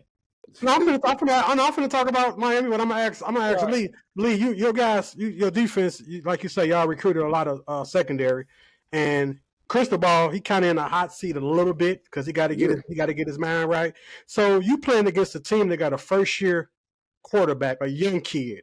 So that should be, and they're coming into Miami, which is not just an easy old place for a young quarterback to just come in and just think he's gonna just go crazy. So I think this is a must win for Miami because if you let a quarterback that first year starting come into your house and you already under pressure to perform and beat you in your house, what you think Clemson gonna look at? Be like, what? Listen, what you think SMU gonna be doing? What you think Pitt's gonna be doing? Oh yeah, I don't think they're gonna get beat by the quarterback though. Huh? They're not gonna get beat by the quarterback. They're gonna get beat by the run game, and offensive line. It ain't gonna be the quarterback. So you can have your quarterback. All he gotta do is this. Y'all basing that all on last year, right? Offensive line and that running game. They got 3 running backs that's boom, boom, boom. They're gonna run this quarterback they got, these 2 guys they're talking about, Minchie and Carr. These guys are slingers. They can dice, they can eat you up past it. They're not gonna let them guys sit back and just hand the ball off. These guys are guns, they passers. They are passers. What targets? They got targets. They got targets. They come on now. I ain't gonna now. I'm missing Notre Dame, but they got some guys that can catch the ball. Hey, I want Keith to think like Cristobal. I mean, Cristobal thinks like Keith. I pray Cristobal thinks like Keith. I pray. Listen, Notre Dame. Just hear me out. Notre Dame receivers and tight ends versus Miami secondary. Did you watch their defense last year, Keith? Did you watch their defense last year? Did you see Miami defense last year? Did you, Lee? You saw your team defense last year. Getting mad. Lee's real. Lee's real. Lee, how was your DBs last year? He just said Cristobal went in the portal and got a whole bunch of DBs. I know. Gross. That's what I'm saying. And we even saw this in the spring game last year. It showed in the spring game last year. So how did Notre Dame come back in the championship game? How was they finna maybe come back and pull an upset? What they start doing? Passing the ball to their receivers, man. They start utilizing their receivers. Because they didn't have a choice. But I'm saying, though, you think it's going to get worse? Listen. It's going to get better than what they got at quarterback. Okay. I'm just saying. Okay. Tell me this, Kevin. Had your 2 top running backs not got hurt or been hurt, would y'all have started passing? Absolutely not. They didn't have a choice. They had injuries. No, they have a choice. We were down. We had to pass the ball. We were down. What I'm saying is, was y'all down because y'all run game was shot because of injuries? We still had Riley. This is what you're forgetting. So we had to pass the ball. Listen, just like you said, hold on. I don't like your team. I don't like you. We still on Miami. We still on Miami. I'm about to say the way we going, we might as well just put it on the Notre Dame right now. Go straight to the ND. Let's get it. I'm just gonna jump right here. Just go off what Keith said first. We had to pass the ball because we were down. Let's say we had to pass the ball because y'all trash. Let's say that. But we were moving the ball though, throwing the ball right at the end of the game, right? Am I agree that with a quarterback that can't really throw the ball? Now, let's talk about what we got coming this season. The biggest thing for everybody in the world is talking about our quarterbacks, right? Who's going to play? Are they going to be ready to play? They're both young freshmen, well, not freshmen, but first-time starters. Are they going to be ready to play ball? That's everybody's question. But I think we have the running back room, the O-line, the receivers, and I think those are two smart passing quarterbacks, and they make good decisions with the ball, that our offense is going to be fine. Not only is our offense going to be fine, our offense is going to be better than fine. It's going to be better than it was last year. That O-line, who was superbly injured last year, they were all freshmen and sophomores, and they're all back. The best O-line in the country. They will protect Minchie and CJ Carr for a lifetime. Not worried about them getting touched. All they got to do is find our receiver. We got Eli Reardon at tight end. Going to find Jaden Grayhouse. We got Cam Williams on the outside. A receiver. We're a lot better receiver than Keith thinks we really are. But I want people to think we're not. That's fine. No, that's fine. I'm okay. I'm okay with you thinking that way. I'm totally okay with it. If you want to say our receiver is still our weakness, cool. I'm fine with it. But when we smoke Miami and then we smoke Texas A&M passing the ball, we'll see. Now, my biggest issue with us. One second. You're moving a little bit too fast, Keith. Kevin. Okay, I slow down. Okay, Lee. Al. What up? When you got a freshman quarterback, what's the best way to disrupt them? Pressure. Yeah. So that's what I'm doing. I'm not giving you restricted time against my fast DBs. I'm putting pressure. I'm bringing the safety downhill. And I'm making you throw the ball out your head as fast as you can go. Man up on the outside and bring exactly. That's what I'm doing against a freshman quarterback. Miami got speed to man up. We know they got speed. Again, only if these DBs they brought in can do it. Because if y'all talking about last year DBs, stop. Just stop. Well, another question for you. Who is CJ Carr granddaddy? Oh, one of the greats. Tell everybody who CJ Carr granddaddy is. One of the Michigan great coaches. Lloyd Carr. So you think CJ's going to be flustered by a blitz? Have you seen him play in high school? You think CJ Carr is going to be flustered by a blitz? Kevin, I don't care what star you are. With that O-line. I don't care who your daddy is. When you on a new stage and you a new fish in a big pond, you going to get flustered by the pressure. And it's at Miami, so we'll see. But this is the big thing, though. Let's say CJ Carr, whoever start off doing bad. The big thing is we got another one that we can put in and still sling the rock. Along with our running back field. Because CJ Carr is going to kill. Watch. You making my point. Quote me. You making my point. After we play Miami, CJ Carr will be in a Heisman talk. Watch. If he gets flustered, what are y'all going to start doing? Run the ball. Run the ball. Which goes back to my first point, safety downhill. No, but you didn't hear yet. You didn't hear what I just said, though. We have another quarterback that can come in and also throw the ball. And we're going to pressure him too. Now I'm a Miami fan. Quarterback competition. You could be Miami, my number 2 team. Now, our defense, we'll see how our D-line do. They're probably the weakest on our team, but I think they're going to be a strength. We'll see. We got some new people there. Our DBs, our safeties, quote me now, we will have the best DB core in college football. And linebacker core, if you ask me. Linebacker core also. Quote me. Now, here's my issue with Notre Dame. Linebacker core, I'm not at all. I definitely beg to differ on that. Hey, I hate Notre Dame. Are you serious? They linebacker core dope, man. I ain't gonna lie to you. Hey, we got Perkins and the Weeks brothers coming back. This dude had come on, look at the stats on this. Look at the stats. You think that almost every one of our linebackers were the top linebacker the year they came out. And they be top linebacker the year they came out. Almost every one of them.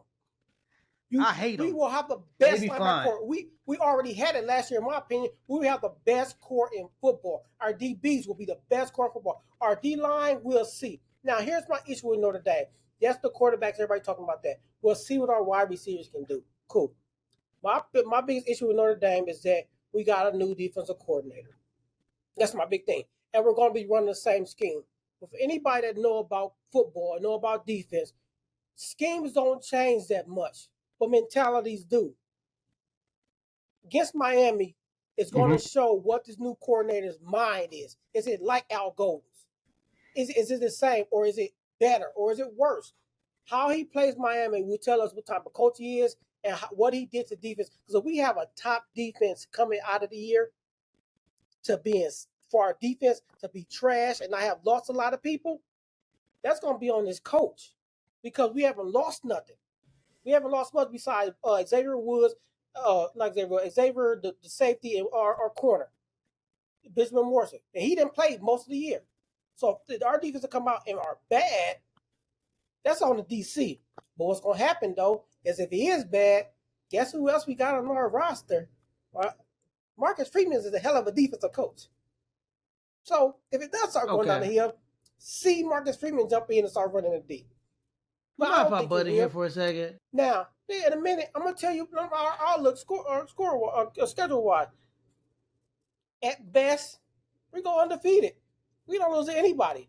The three teams we got to worry about: Florida, A&M, USC. After that, not much we need to worry about. After that, I mean, we got some good teams, but those are three. We not gonna. Only team I think we got a possibility of losing. I just don't know about A&M. Florida, they can probably pressure us. I'm not worried about. I don't know about A&M. USC, I don't think they can beat us. But the first two games are back-to-back are hell of games. Those are back-to-back. Well, we got a bye week in between them, but they're still back-to-back. We can go 12-0. At the worst, we're 10-2. At the worst, we're 10-2. And we're going to make the playoffs again. All right, I just want to say this. You play linebacker. Matter of fact, you're a Hall of Fame linebacker. And you did all talking about how good y'all linebackers are, how good y'all DBs are. When you had your worst game, think about it, right? Why was it bad?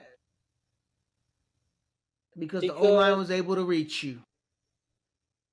Because your D-line wasn't the best. All I said was we don't know about our D-line. We don't know about our D-line. Man. We'll see. We'll see against Miami. We'll see. Go Hurricanes. Hey, I said it. If our D-line ain't doing our thing, guess what we're going to switch to? A 3-4 and put those four linebackers out on the field. Stop us now. Stop us now with those four out on the field. Come on. James Osbury, Drake Bowen, those two Samoan boys. We're going to put all of them on the field, and I want to see you stop them top linebackers. I want to see Jake Osbury can run with any receiver. He can run. Yeah. Jalen Sneed can run with any receiver. Hey, Kev, I got a little pushback. I think Notre Dame got a target on their back. Now, I think that ain't no team going to underestimate them guys. I think that everybody going to come giving – because Notre Dame already a hated program. They're not in the conference. They getting money. Our teams hate Notre Dame, not only us on the outside looking in, but everybody hate Notre Dame. I'm talking about all programs hate Notre Dame. So, with that being said, they got a target on their back, and I think that teams is going to be out. They're going to bring their best when they play Notre Dame. I even think like the Purdue's in the Virginias, the weak teams y'all play. They're going to bring. We be produced. Y'all gonna beat them silly, but I'm just saying teams are going to want to get up on y'all because they feel like y'all just play for national championship. So a team gonna want to beat y'all. They're gonna want to beat. I agree. I 100% agree with you. But all I'm saying is they're going to have to bring their best. Don't come with a mediocre game. Playing against us, playing against our D, bring your best game. Now, my biggest message is keep doubting CJ Carr. Keep doubting CJ Carr. I hope he get turf toe. Keep doubting CJ Carr. I guarantee you, quote me, CJ Carr will outshine Miami's quarterback. Watch. I'm not saying he's going to outshine. Watch. I'm not saying the kid's not talented, right? Mm-hmm. I'm not saying he's not going to be a great quarterback at some point. I'm just saying Miami just needs to pressure him, and you're going to have those freshman jitters. Every freshman got him. You got to pressure him game one. Kurt Herbstreit said CJ Carr is the most complete quarterback in college football. Kurt Herbstreit. Talking about the dude who went to Ohio State and sent his son to Michigan. I ain't listening to him. People don't understand how good Carr is. He's the best complete quarterback in college football. I'm still putting my money on Manning. Yeah, I look at Miami too. When they had Cam Ward, what was they when they was able to come back and look explosive? What was they doing at the quarterback position to be explosive? They was doing downfield explosive plays. There wasn't no dink and dunks type of. They wasn't dissecting. They was just going for the home run. I think Carson Beck is going to be more of a you're going to be able to open the playbook up a little different because he's going to be a dissector. He's not going to go he ain't going for the gusto every play. It's going to be more of a strategic moves when he gets you. I agree. Y'all should have watched I must have watched a little more Miami than y'all because they had that little white boy was like Wes Welker out there where they was definitely dinking and dunking. Restrepo. They were definitely dinking and dunking. He was killing. He was like Wes Welker out there running on cross. Am I lying, Lee? And he has the reception record now, all-time reception. So them deep passes, those just show Cam knows on highlights. Them Cam highlights. Miami was dumping that ball. They were dumping that ball. So put Carson Beck in Georgia against Notre Dame last year, and he making better mental. He's not making the same mental mistakes that Stockton made. I don't think. I think because you asked the question earlier, do we think that if Carson Beck played in that game, would they beat Notre Dame? I want to come back to that. I think they do, based off the fact that more experience, and he would have made less mistakes than what the other kid was making. I just think that the quarterback, your camaraderie with the quarterback, it says a lot when you're in big time games versus putting a guy in a second string guy in. I just think in the playoffs against Notre Dame, it's like, no, we want our guy. I want my guy that I've been playing with for all year. I want the guy that won the national championship before. I want that guy back there. I would say yes in some cases, Al, but he struggled before that too, though. Beck struggled before that. And then on top of that, he ain't have no surefire targets because Bowers and McConkey, they in the league now. Those was his top targets. But that's what I was saying, though. What I'm saying is I don't think Georgia lost because of their quarterback. I don't think they lost because of their quarterback. Now, did he play great? No, he didn't play like stellar. Like he wasn't Carson Beck out there. But we didn't beat them because of their quarterback. We had a fumble. We made a running back. Our defense, they just played a hell of a game. Our defense is ball. It wasn't just that quarterback. The EDM, those brother, he fumbled. Like, we did a lot. So, I'll just say, even if they had Carson Beck, maybe they would have scored maybe a couple more this touchdown here or there more.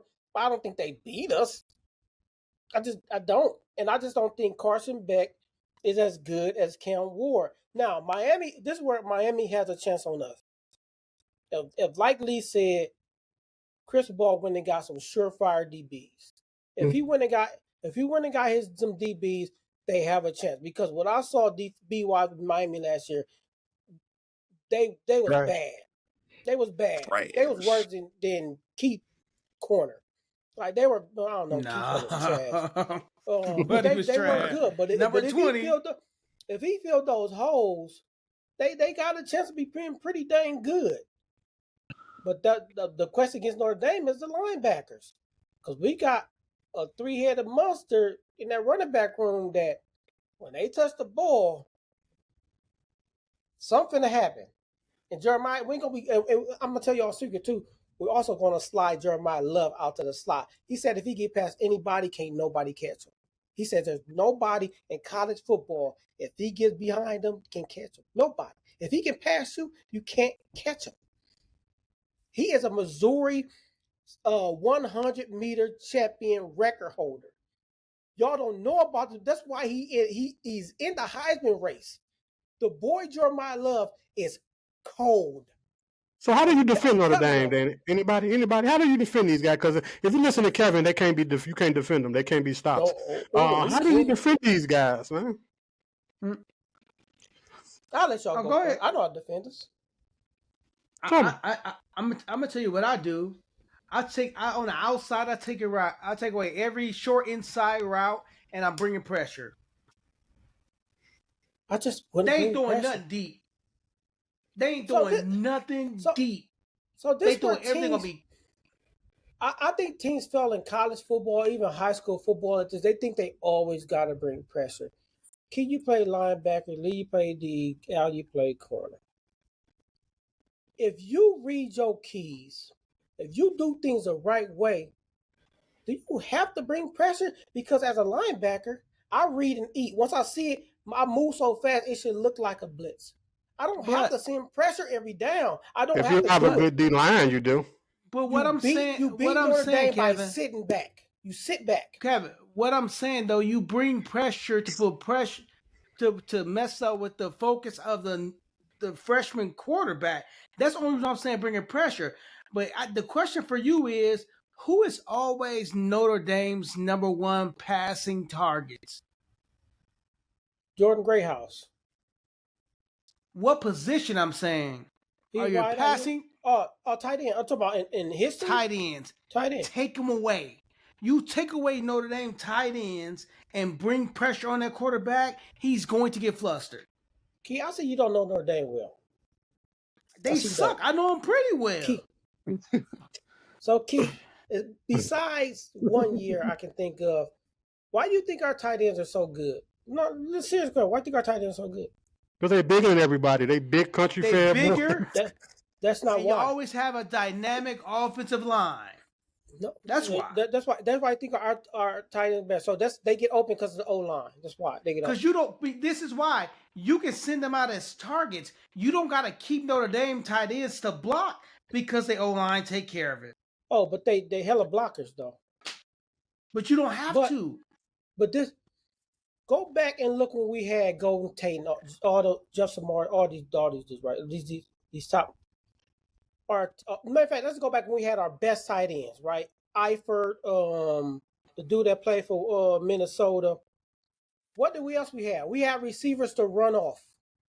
Our tight ends are good because people forget about them because we run them off. We run people off. That's why our tight ends are good. Our receivers run people off. And our tight end, you look at every tight end route, they slip to the outside, they'll slip an outside curl or something like that. Like every time, or they'll sit in the hole, right? Every time. You know why they can do that? Because our receivers are running the DBs off. That's why. It ain't because they're like, oh, these stellar, phenomenal. Oh, no, it's called good scheming. That's why I say take away the short routes and don't focus complete and bring pressure. Because that's all y'all do is run people off. Y'all have no true threat on the outside. I'm glad Keith's saying this, y'all. So y'all quote. So they scheming to get the running backs and the tight ends open exactly. That's what they're doing. So yes, so we I agree. We're about 3 weeks away. I want everybody to quote Keith. We're going to watch the Miami game and remember what Keith said, and we're going to come back and digest what Keith just said. Now, if CJ Carr doesn't have or Minchie, whoever wins it, I think it's going to be Carr, don't have a better game than Beck and have more passing yards than Beck, I'll do whatever he asks me to do. I'll wear a Michigan shirt or jersey. I got a better bet for you. Who has the more 15-plus passing yard plays? Cool. I'm done with that. Take that bet. I'm done with that. I bet Beck wins that. I'm taking the bet. Okay. I'm taking the bet. All right. You think Beck gonna have more 15-yard? Okay, I'm taking that bet. No, it's 20. That's because 15 is 20 is still kind of short yardage. 20-plus yard passing plays. I just want to tell Keith, did he just forget to mention I said we're going to have the best defensive core in college football? You forgot I just said that, right? Okay. I'll take that bet. Okay. I'll take that bet. Lee, you want to jump this bet? It's your team, too. You want to take the bet? I'm sitting back with my popcorn. And I'm taking Miami to win the game by 3. I think right now Notre Dame is 2.5 favorites. So they said it's going to be a close game. Their favorite. Cool. Of course we favorite. What you mean? Well, let me go back to my team for a second. Y'all do realize y'all talking about a record that the top cornerback in the country was hurt from the first quarter of the Texan game on, right? Oh, y'all ain't gonna mention that though. Injuries happen. All right. Hey, we'll start all year, bro. We'll start all year. With him, we could have. You know what? I'm done, man. I'm tired of y'all. So I'm just gonna rank how. I'm just gonna tell y'all how we all gonna finish at the end of the year. I think we gonna be at the top again. I think it's gonna look just like it did last year. Actually, I think Michigan's still gonna be on the bottom. Like I just think Michigan's still gonna be on the bottom. I just do. Of our 4 teams, I think only thing that might flip is Allen Lee. Yeah, I think y'all trash. I don't think y'all be as good as you think y'all are. If y'all lose one of those Pee-wee games, it's over. Y'all, matter of fact, fire y'all coach. If y'all lose any game outside of Ohio State, y'all more need to be fired. Telling that right now, fired. Y'all got a $12 million quarterback, and y'all blow a dud against Purdue or somebody. Central Michigan. So you going Notre Dame 1, LSU 2, Miami 3, Michigan 4. That's a flip. I really got Miami 2, but I think Miami LSU is a flip. Sounds about right. Nothing to really think about. Only reason why I got Miami right now over LSU is because LSU got a harder schedule. I think they just got a harder schedule. Okay. Natty. Me? That definitely ain't gonna happen. You get that out your damn head right there. That ain't happening. It's definitely gonna be a natty. Every year they have it. All right, man. So, real quick, let's I'm gonna talk about this real quick.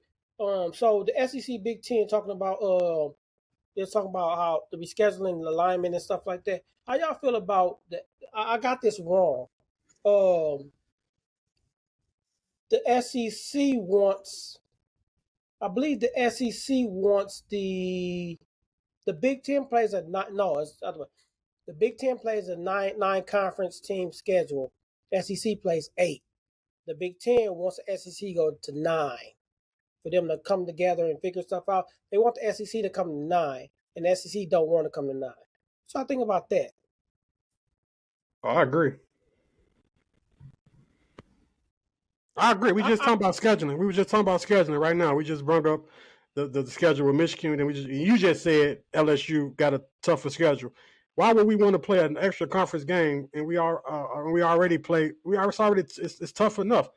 So we would be adding a ninth extra conference game to what? To benefit what? I mean, what's the point?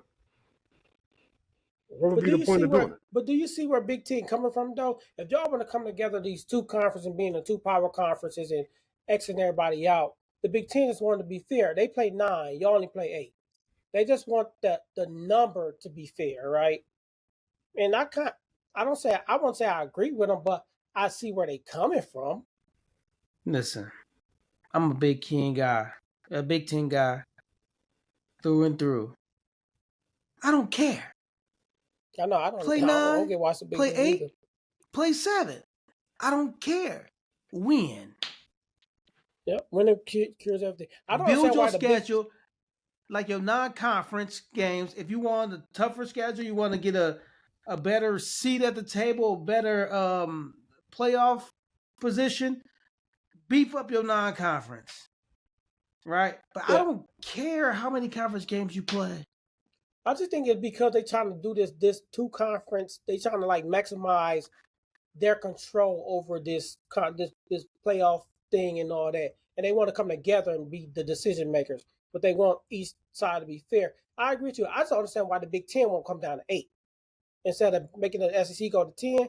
Why don't they just come down to 8 and they can add some other Pop Warner team to their schedule? I mean, I think that's a better route to go, to come down than to make another. Because it mess up. Wouldn't it mess up their structure though? Right there, Big Ten East and West, right? It would mess that up if they come down to 8. But how though? How could it mess it up that bad though?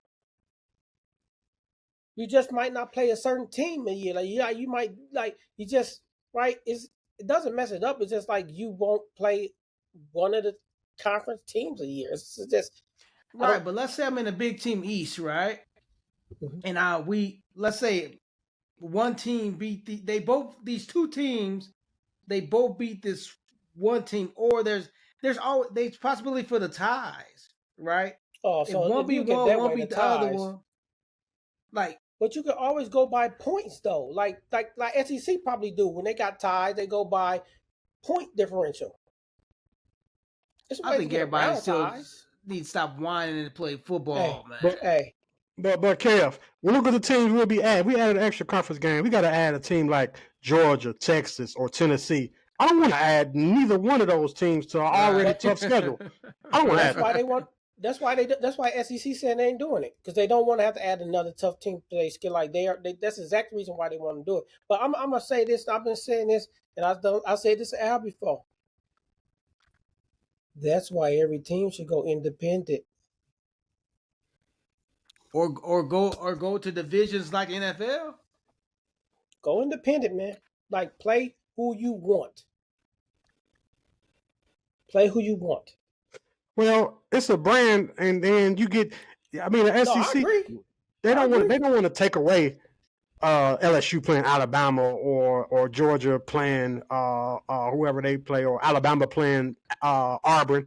Those are highlight games. Those are what makes the brand the brand. So they're not gonna strip that and go independent because it ain't gonna be the same feeling. No, but the thing is, independent, you don't have to strip them, right? You can play them same teams every year if you schedule it that way. Like us, we play USC every year. If you want to play those teams every year, that's how you set your schedule. And then you can piece the other stuff in. Independent schedule benefits the team though, because you could set up an independent schedule to not benefit your pockets and make sure you get in the playoffs because it's friendlier towards you making it to the playoffs. I don't want the easy way. I don't want the easy route to nothing.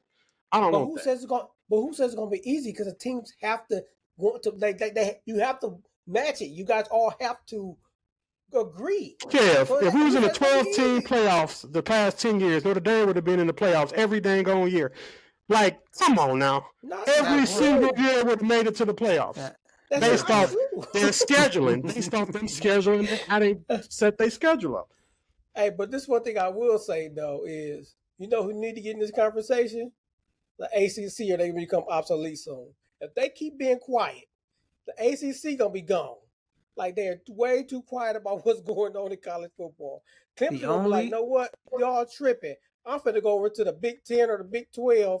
We finna get into one of these other conferences. Miami gonna bounce to some where they can play like these down south teams more or something like that. Like if ACC don't start talking, they gonna lose out on some stuff. The only way to save the ACC is to give Notre Dame a $1 billion contract. Give us our money. We will absolutely. That's the only way. Y'all put us in the ACC, it will save the ACC. And I hate them. They will save the ACC. But they ain't never going to win a conference with Notre Dame in it. Never. Well, that's why Clemson talking about bouncing. They might see stuff. Clemson talking about coming to the SEC. FSU was in that combo too. In North Carolina. But you know, it'd be ugly. We made a new conference where we took the Clemson's, Miami, Florida States, those big teams in that conference, and then took the big teams in the Big 12 and added Notre Dame and made a new conference. Ooh, that'd be a nasty conference. That would be a nasty conference. It ain't gonna ever happen. I think the Big 12 and the ACC gonna soon become obsolete. It's gonna be a 2-conference power show where Notre Dame's still independent and still making their mark. Yeah. Hey, that's life. But ACC, they be too quiet, man. And I remember Al was saying something about the dude who run it, everybody say the problem is too. Hey, y'all better get rid of that dude. This commission, yeah. He gonna bury that conference. I'm telling you. Hey, y'all know what though? Notre Dame loses 3 games. Those 3 I see it. I don't care what 3 it is. I think they only do. Those are only 3 we can be near losing. Is Miami, Texas A&M, and USC. And I'm not worried about USC. I said they lose 2. The first 2 games. Guess what? We lose 2. Guess what's gonna happen? Still gonna make the playoffs. Still in the playoffs because y'all got the rest of the cupcakes. No. Why we gonna make the playoffs? Because if we lose to Miami, that means Miami gonna have a hell of a year. If we lose to A&M, that means A&M gonna have a hell of a year. Their schedules and their win-loss is gonna help us get in the playoffs. So technically, we lose, gonna help them. Michigan got a harder schedule than Notre Dame. Man, shut up. Because no matter what, think about it, no matter what, y'all can make it to the playoffs. It ain't no matter what. We got only lose 2 games. We leave more than 2. It's a wrap. We can't lose 3. It ain't that easy for us. Man, shut up. Shut up, man. So y'all can lose 2 games to get automatically bid in there with 2 losses. Y'all automatically get y'all a spot, regardless. Only because of who we lose to. Like if we lost an NIU again and we lost to another crappy team, we not getting in with 2 losses. But we lose to a dominant Miami, a dominant A&M, yeah, we getting in. Oh, for sure, because those teams are gonna probably do well. Especially if so that's crazy because the NIU loss didn't carry no weight last year. That was the biggest. It was only one loss though. The thing is, it was only one loss. But then look at who else we beat though. Like we beat A&M. Like we beat some decent teams going into the playoffs. It's only one loss. So I just realized I forgot about the NIU loss, Al. So y'all lost NIU and lost Ohio State. So technically Michigan had a better season than y'all. You still trying to make this work. It don't work. Keep trying to make this work, it just don't work. The only one of our teams that has the toughest schedule is LSU. I agree. By far. It's not even close. Right? So LSU, and I think after that, who y'all got, Lee? That's tough. Y'all got Florida. Y'all got us. Florida. Y'all play South Carolina? No, we don't play South Carolina. We got Florida. Look out for SC, man. I know. Sellers, that boy Sellers is nice. Look out for SC, man. Mm-hmm. Sellers is nice. Man. Some people saying they might win the SEC championship. We play them guys. No, they tough. They tough. They played y'all tough. No, y'all. Did they play y'all tough last year? Yeah, they came back and won. I think they won that game. Did they win? I thought y'all won that game. I'm not sure. I know we lost Texas A&M. We lost 3 in a row. After that. All right, man. Let's end on our top 12, man. Our top 12.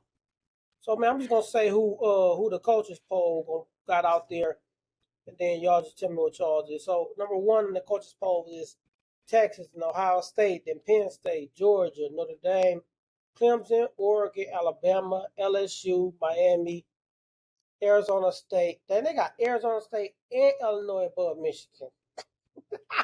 Damn. They got Illinois and Arizona State. When I looked at this list, I agree with all of them but the last 2. Right, to put my bias aside, I think you're missing Ole Miss. And honestly, I know y'all don't think about them, but I think Mizzou is going to be more of that than people think. You and this Mizzou, man. But I don't see Arizona State and Illinois. I don't see Illinois being top in the Big Ten. Man, they got Arizona State on there because the reason why they got Arizona State up there because Arizona could win their conference and automatically get that bid. That's why good they played those games last year. But I don't see Illinois Arizona on list either. I don't see either one of those 2 on there. I don't see one of those 2 being in the top 12 when it's all said and done. I can see BYU stinking in over Arizona State. Wouldn't that be the other team in that conference? Would that be? Yeah, BYU in that conference, right? Yeah, that's what a lot of people picking them too. BYU. Yeah. But ain't Baylor and Oregon State those 2? Oregon State trash though. Baylor ain't been good for a while either. And where was Iowa State this year? They in the Big 12, I think. No, I don't know. I think they're still in the Big 12. Yeah, but Texas Tech paid some money this year, so who knows? They might come out of nowhere and do some stuff too. So we'll see. More money than anybody. They came out of pocket ugly. But here go my list though. I got Ohio State as 1. Because who they got? Texas is 1. All because of Archie, man. This Archie Manning stuff, it's annoying to me. But I also got Ohio State as 1. Texas 2. I got us at 3. Clemson at 4. Alabama at 5. Georgia at 6. Oregon 7, Ole Miss at 8, Miami at 9, LSU at 10, USC at 11, and South Carolina at 12. But why are you putting USC in the top 12? I think USC gonna be decent. I think they're gonna be decent. That's another school that spent some money. They spent some money, bro. Hopefully on their defense. They spent some money. Because a lot of mine is based off who spent some money. Yeah, I flipped a couple of those on. I had to ask that South Carolina up in there too, though, and Ole Miss. Because I think South Carolina is a sleeper. I think Ole Miss don't get a lot of credit. I ain't gonna lie to y'all though. I ain't put mine in order, but I got LSU in the top 5. I didn't gonna lie to y'all. In the top 5? Yeah. Smart. I know for me it's the balance. Like I keep saying, the balance of the SEC. I think any of them can win it. I think right now, I think they're better than Bama, right? I think the only team that's truly better than like heads above them in SEC is Texas.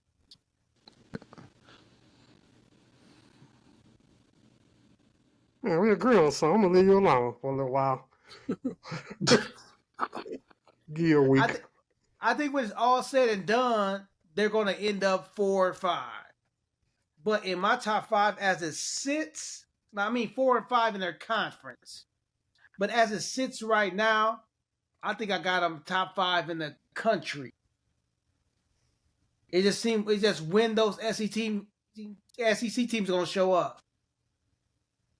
I think they're going to run into some buzzsaws, but right now on paper, I personally just don't think Texas is going to be as good as people think they're going to be. I think they're going to be good, but I don't think they're going to be like this stellar, dominant. I mean, they got a squad, but man, people talk about the pressure on Carr. The pressure on Arch Manning is crazy. The pressure he got to deal with is nuts. Well, but the same argument that you use for Carr with coming from a family of ballers, you got to use the same thing for him, for the Manning kid. He come from a history of just no. I agree. I just don't. Looking at his high school film, looking at what he played at Texas, I think they're expecting him to be the next coming of, I don't want to say Tom Brady, because Tom Brady was terrible in college, but the next coming of who was a good college white quarterback? Vince Young, Phillip Rivers. You said White? Yeah, but I think Rivers.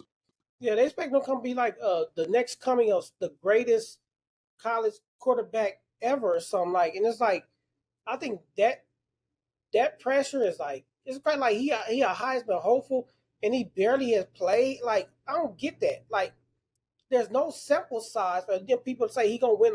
There's zero sample size to say he gonna win it. Like, but it's the same with Carr though. But nobody said Carr's gonna win the Heisman. Nobody said Carr's not in the Heisman talks. You said after the first game he's going to be in the Heisman talk. After the first game he will be. But Manning was in a Heisman talk. At the end of last year, they started saying Manning gonna be the Heisman. Well, Manning played last year in the games he played. He killed. Right. He went crazy in the games he played. Hey, what's your definition of killed, man? Like, what's the definition of that? First game, 3 touchdowns in the SEC game opponent. That's a good game. How many of those was run-in touchdowns? Doesn't matter how you scored them. They had points was on the and who they were against. Like, all that stuff gotta matter. How he did it, who he did it against, all that stuff has to matter. It's okay. Arch Manning, when he got in, he scored 3 touchdowns. His scoring percentage is the sample size is this. But you're talking about a kid who came in, scored touchdowns while making mistakes, was able to make plays on the fly, and he made a lot of mistakes. And you think Carr's going to come in and just be immaculate? Because I watch Carr, but this is my thing. Do y'all think Texas should have sat Ewert for Manning? I do. Y'all all believe that? I do. I've always thought that. Some of the players even said it. Some of the players said dude brought different energy to the squad. Some of the players was mad that they didn't put That's ultimately what almost was going to cost Dude his job. That's why he didn't win the championship. That's why Texas didn't win the championship, because they had ears and they played the guy based off what? What are you planning for? This is what I call bullcrap, boy. So y'all trying to say that Sarkisian purposely favored Ewart over Manning, so that's why he played him and then switched because he favored him, and instead of winning the game, he decided to play the guy he favored. Is that what y'all saying? Yeah, he friends with his pops. With this a lot of stuff that goes into that. What I'm saying is the coach that made, in my opinion, the best decision would have been played Archie Manning. He chose not to do it for whatever reason. That's on coach. This is the thing though, Keith. You coached before. I've coached before. And you can say he was friends with Ewart family or whatever, but you got the Mannings. I'm gonna go with the Mannings before anybody else, right? So there has to have been something, and he has a coaching staff. There has to be something that Sarkisian saw in both players for him to say Manning was not ready to play. It had to be something. We all watch the same football games. What could Ewers not do? He could not escape. They were hooking him down. I'm not disagreeing with you. What I'm saying is Sarkisian and that coaching staff had to see something in Manning, no matter what Ewart did. I can tell you what they saw. Had to see something that he couldn't do that experience. He couldn't get it done. I don't think it's that either, Al. You know what it is? What did we start this show talking about? What the hook gonna be?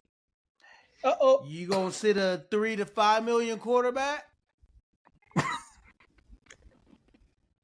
But don't many gotta hire NIL? Don't many gotta hire NIL? This NIL is higher than Edwards. So it's a red shirt. That don't make sense. He has more, because they were talking about this. Manning was making more money than a starting quarterback. So why not play the man making more money then? Look up their NILs. Huh. Okay, I'm 100% sure Manning had a higher NIL than old boy. I'm 100% sure. I'm just saying, as a coach, if you're a good coach, you just don't play a kid because you like him. You just don't. You play to win. So Texas jacked their championship 2 years in a row with the same quarterback. I'm saying Manning wasn't ready. That's what I'm saying. He might be ready this year. Last year he was not ready. He wasn't ready. There was something they saw that he was not ready to do. There was something. And you're right. He was getting paid 6.6, and you was just getting 4.3. Damn. There's something about Manning people are not saying or seeing. There's something. That's what I'm saying. Talking about him as a highest man, that's why I'm so skeptical, because there's no coach in the world that I know of would sit him if he in a game that's gonna cost you to go to the championship. Will sit him and not play him if he's better than the other guy. There's no coach. No, he didn't get in that game, didn't he? On earth. A little bit. He got in a little bit. Coaches make bonehead decisions every day, man. That's all I'm going to say, Coach. I can't. But y'all know Texas. If he made that type of mistake, them boosters will want him out. They will want him gone. You know how much money they paying these kids for you to mess up like that? No, you got to go. Sark, you out of here. Those boosters want you out. Ain't no booster. I'm telling y'all, there's something about that. The boosters is his dad. That's one of the boosters. He's a Texas. He's a big oil guy. He one of the people paying the money. But of course, he ain't sitting his son, man. I'm telling you, bro. I'm gonna go back. I don't give a damn. I'm sorry. I don't care about his dad. Like his dad. If I got a Manning guy who probably gonna pay. They do in Texas. Maybe, but I get what y'all saying, man. But man, as a coach in me, man, it's like I don't see how anybody can. I watched that game and saw how Ewart was playing, and no matter who his dad is, say I'm not gonna play, or big dog. I don't let me give it to you on the flip side. Why Michigan keep number 20 in the game? Because y'all don't have nobody else. We could have tried anybody else. Been better than what we got out of you. Let's go back to what I'm saying. Michigan didn't put nobody back in over 20 because whoever was behind him probably wasn't ready. That's what I'm saying. No. You don't just play a scrub and lose a game to take you to the championship. You don't. Definitely to me, bro. Notre Dame, do you think the backup that came in and was looked at like the man, like he was going to he could have did what he do? You think if he was in the game, y'all win a national championship? No. Over Leonard.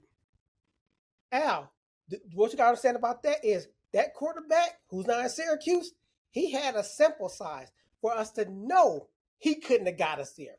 We knew he couldn't have got us. That's why now he's at Syracuse. We knew he couldn't get us there. He got in for them plays and I'm saying your backup. I'm saying Angeli. Angeli is at Syracuse now. He had a sample size. He played the prior years. He couldn't have got us there. He couldn't have. He came in for those 3 plays. Everybody, he running down the field because he could throw the ball. Because Penn State wasn't worried about us throwing the ball. But now Angeli came in and started throwing the ball. That's why Penn State was like over crazy. Angeli has a sample size to prove to us he could not have done it. So that's why Angeli didn't play. And that's why now Angeli is at Syracuse. That's what I'm saying. Oh. We'll see this year on Manning. It's something about Ewers, man. Manning should have been starting over Ewers. I was telling Dr. Lane that all year. But yeah. I just don't understand. I just want to understand your reasoning for saying that. Like, I don't get the reasoning. If LSU had got Bryce Underwood, would Nuss had came back? Would Nuss be our starting quarterback right now? Absolutely. You know why? Because Nuss has a sample size to prove he can do it. Now, who should be starting? Should it be Bryce or Nuss? Because they say Bryce look like the next thing to Vince Young or somebody. I mean, so who should be? Nuss had the experience and the sample size to tell everybody he can show everybody he can do it. That's the reason why Nuss is in the Heisman talks this year. Nuss can bowl. The difference is I'm telling you, it's a sample size of what I'm trying to say. Okay. He has a sample size. But Manny had a sample size to know that he can escape and get the ball downfield. You knew Ewers couldn't. You don't take a chance? So when they play ASU and they put Manny again, what happened then? What happened then? They put him in against ASU. Why didn't they just keep him in and bring? I'm just saying. We'll see this year. I just don't. I don't get it. I don't get it.